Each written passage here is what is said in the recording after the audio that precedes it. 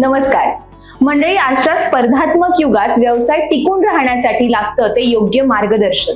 MEA अर्थात Maratha entrepreneur association प्रत्येक मराठा व्यावसायिकांना तेच मार्गदर्शन देत असते. आज आपल्यासोबत उपस्थित आहेत विठाई प्लायवूड आणि हार्डवेअरचे संस्थापक मान्य श्री अनिकेत आवारे साहेब. नमस्कार साहेब, स्वागत आहे तुमचं. खरं तर विठाई प्लायवूडची सुरुवात कशी झाली आणि कसा होता पूर्ण बिझनेसचा प्रवास? विठाई प्लायवूडची सुरुवात मॅडम मी म्हणेल की ऍक्सिडेंटल बिझनेस आहे.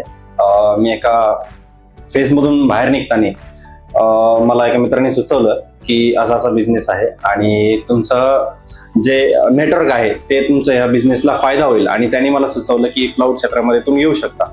आणि त्यांनी सुचवल्यानंतर मी दुसऱ्याच दिवशी त्याचा निर्णय घेतला आणि या बिझनेस मध्ये पदार्पण केलं. कोणत्या सालापासून आपण हा बिझनेस सुरू मी 2021 पासून हा बिझनेस करतोय. आणि याच्या आधी तुम्हाला काही बिझनेसचं बॅकग्राऊंड होतं का? नाही, बिझनेसचं बॅकग्राऊंड नाही. माझे वडील शेती करतात. आम्ही शेतकरीच कुटुंबातले आहोत. तर मग एक शेतकऱ्याचा मुलगा आता यशस्वी बिझनेस करतोय. तर तुमच्या बिझनेसचं असं वेगळेपण काय आहे सर? बिझनेसचं वेगळेपण म्हणजे काय की आपण कोणाला फसवत नाही आणि क्वालिटी, ट्रान्सपरन्सी, सर्व्हिस हे 3 आमचे महत्वाचे टॉपिक्स आहेत ज्याच्यावर आमचा बिझनेस चांगला चालू आहे. आणि आपण नेमकं काय काय प्रोव्हाइड करतो, काय काय सर्व्हिस आहेत आपल्या? आपलं plywood, hardware, laminate, veneers, interior साठी जे जे मटेरियल पाहिजे ते आपल्याकडे सर्व आहे आणि आपण ते पूर्ण महाराष्ट्रभर डिलिव्हर करतो. एक तरुण उद्योजक म्हणून तुम्ही इतर उद्योजकांना काय सांगाल? कारण आता बरेचसे तरुण आहेत जे बिझनेस मध्ये येऊ पाहत आहेत, तर कसा करावा बिझनेस? बिझनेस साठी सिंपल गोष्ट आहे की आपण विचार करत राहिलो तो बिझनेस होणार नाहीये, तुम्हाला त्यात पडावं लागणार आहे. आणि मी अचानक पडलो, त्यामुळे माझा बिझनेस मला भेटला नाही, तर मी विचारच करत बसलो होतो. त्यामुळे प्रत्येक मराठा तरुणांनी हा विचार करावा की आपल्याला जो बिझनेस करायचा त्याचा लगेच स्टार्ट करावं, त्याची माहिती घ्यावी आणि त्यात उतरावं. बिझनेस हा नेहमी चांगलाच आहे, फक्त तो कोणत्या पद्धतीने करतो याकडे आपण बघितलं पाहिजे. आणि MEA सोबत तुम्ही केव्हापासून आहात किंवा MEA सोबतचा एक्सपिरियन्स कसा आहे? MEA सोबत माझी आता पहिलीच मीटिंग झाली आहे आणि मी त्याचा मेंबरही झालो. आणि MEA म्हणजे मराठा एंटरप्रेन्योर असोसिएशन मला नेटवर्क मध्ये खूप म्हणजे नेटवर्किंग मध्येच बिझनेस चांगला चालतो हे मला माहिती आहे.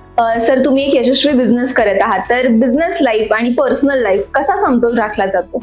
बिझनेस आणि फॅमिली लाईफ खूप म्हणजे डिफिकल्ट जाते, कारण की जॉब करणारा माणूस 10 ते 6 जॉब करून त्याचा नंतर त्याचा वेळ असतो, पण बिझनेसला हा वेळ भेटत नाही. पण आपल्याला फॅमिली इम्पॉर्टंट आहे, त्यासाठी आपल्याला फॅमिलीला वेळ द्यावा लागतो. कधी कधी बिझनेसकडे दुर्लक्ष होतं, कधी कधी फॅमिलीकडे दुर्लक्ष होतं, पण ते समतोल आपण साधतोय. आणि आम्ही एक सोशल वर्कर असल्यामुळे मला सर्वांचंच म्हणजे करावं लागतं, त्यामुळे मी करतो. कारण की बिझनेस हाच आपण अजेंडा ठेवलेला नाही, कारण की आपल्याला फॅमिली पण महत्वाची आहे. सो मी फॅमिलीलाही टाइम देतो. तुम्ही मगाशी बोलला होता की तुम्ही एका शेतकरी कुटुंबातून आला आहात, तर मग ज्यावेळेला तुम्ही बिझनेस करायचा डिसिजन घेतला तर त्यावेळेला घरच्यांचा सपोर्ट होता का, किंवा घरच्यांची रिॲक्शन काय होती? ती एक मोठी स्टोरी आहे. मी ज्यावेळेस बिझनेस चालू केला माझ्या घरी माहित नव्हतं.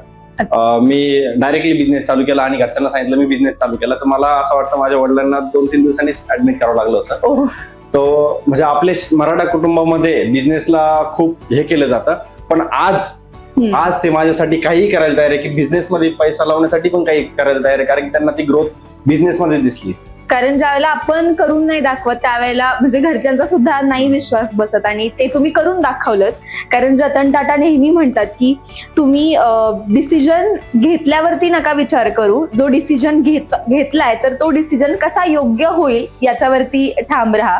सो नक्कीच खूप चांगली गोष्ट आहे की आज तुमची पूर्ण फॅमिली तुमच्यासोबत आहे. तर या पूर्ण प्रवासामध्ये ज्यावेळेला MEA सोबत तुम्ही आता असोसिएट आहात, तर इतर उद्योजकांना तुम्ही काय सांगाल MEA संदर्भात?